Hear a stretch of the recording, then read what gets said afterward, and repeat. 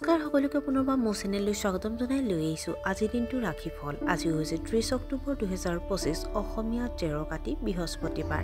আজি সূৰ্যোদয় সময় পুৱা 5:19 আৰু সূৰ্যাস্ত সময় 4:28। আজি হৈছে অষ্টমী তিথি আৰু শুক্লপক্ষ।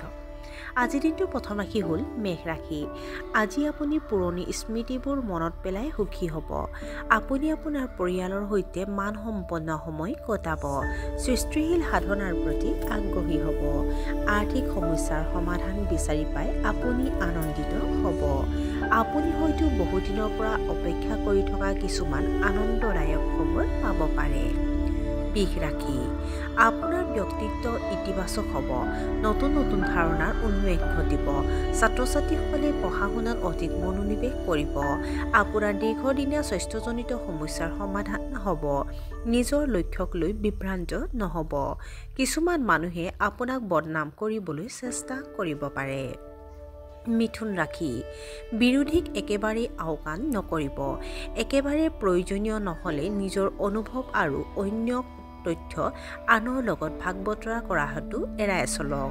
অত্যাধিক ব্যস্ততাৰ বাবে স্বাস্থ্যৰ প্ৰতি অৱহেলা নকৰিব। শহুৰেকৰ লগত আন্তৰিক সম্পৰ্ক বজাই ৰাখক। নিজৰ কামত গোপনীয়তা বজাই ৰাখক। কৰ্কট ৰাশি। আপোনাৰ নতুন চাকৰিৰ সন্ধান সফল হ'ব পাৰে। আপুনি অংশীদাৰিত্বৰ প্ৰকল্প আৰম্ভ কৰিব।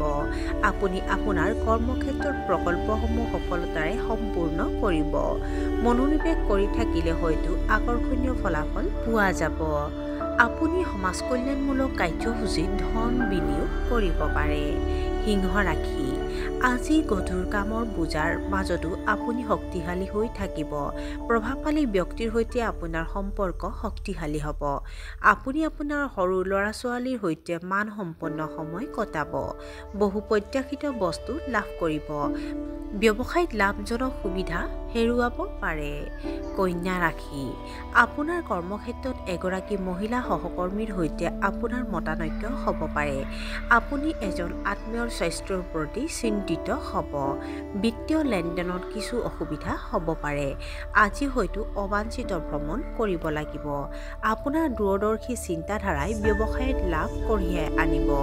আপোনাৰ সামাজিক সম্পৰ্কবোৰ মজবুত হ'ব। তুলা ৰাশি। আপোনাৰ জীৱনসংগীৰ লগত মতানৈক্য হ'ব পাৰে। ইগ'য়ে আপোনাৰ সম্পৰ্ক নষ্ট কৰিবলৈ নিদিব। আপোনাৰ ঊৰ্ধ্বতম বিষয়াসকলে আপোনাৰ ওপৰত বিচলিত হ'ব পাৰে। ছাত্ৰ ছাত্ৰীসকলে নিজৰ কেৰিয়াৰক লৈ চিন্তিত হ'ব। আপোনাৰ স্বাস্থ্য কিছু দুৰ্বল হ'ব পাৰে। গতিকে কোনো ধৰণৰ অসাৱধানতা এৰাই চলক। বৃশ্চিক ৰাশি। ব্যৱসায়িক জটিলতা সমাধানত আপুনি ব্যস্ত থাকিব। ঘৰত উৎসৱমুখৰ পৰিৱেশৰ সৃষ্টি হ'ব। প্ৰেমিকৰ সৈতে ৰোমান্টিক সময় উপভোগ কৰিব। আপোনাৰ দৈনন্দিন কাম কাজ যথেষ্ট সংগঠিত হ'ব। সন্ধিয়া আপোনাৰ স্বাস্থ্য কিছু বেয়া হ'ব পাৰে। ধনু ৰাশি। আপুনি হয়তো নতুন ব্যৱসায় আৰম্ভ কৰিব।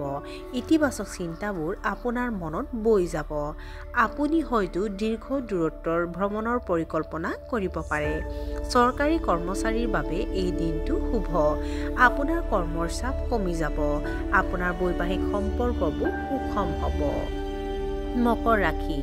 বহিৰাজ্যত বাস কৰা আত্মীয়ৰ পৰা আপুনি হয়তো কিছু আনন্দদায়ক খবৰ পাব। ব্যৱসায় সম্প্ৰসাৰণত কিছু বাধাৰ সৃষ্টি হ'ব পাৰে।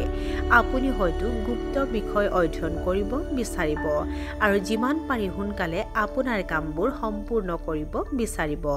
ভাই ভনীৰ পৰা সহায় বিচাৰিবলৈ কুণ্ঠাবোধ নকৰিব। হোটেল মালিকৰ আয় বৃদ্ধি হোৱাৰ দেখা যাব। কুম্ভ ৰাশি। আপোনাৰ কৰ্মস্থলীত আপুনি তীক্ষ্ণ দৃষ্টি ৰাখিব লাগিব। এলাহত হয়তো আপোনাৰ কামবোৰ আধৰুৱা কৰি পেলাব। ৰোমান্টিক সম্পৰ্কই আপোনাক হয়তো সতেজতা হেৰুৱাব পাৰে। কাৰিকৰী ক্ষেত্ৰখনত থকাসকলৰ বাবে এই সময় শুভ। আপুনি আনক সহায় কৰিবলৈ চেষ্টা কৰিব পাৰে। আৰু আজিৰ দিনটোৰ শেষৰ ৰাশিটো হ'ল মীন ৰাশি। আপোনাৰ দায়িত্ব অধ্যৱসায়ীভাৱে পালন কৰাৰ বাবে আপুনি হয়তো পুৰস্কৃত হ'ব পাৰে। এলাহক একাষৰীয়া কৰি নিজৰ কামত মনোনিৱেশ কৰক। সকলো সমস্যাৰ সমাধান হ'ব। আপুনি ছ'চিয়েল মিডিয়াত সক্ৰিয় হৈ থাকিব আৰু বন্ধু বান্ধৱীৰ সৈতে গুৰুতৰ বিষয়ৰ ওপৰত আলোচনা কৰিব।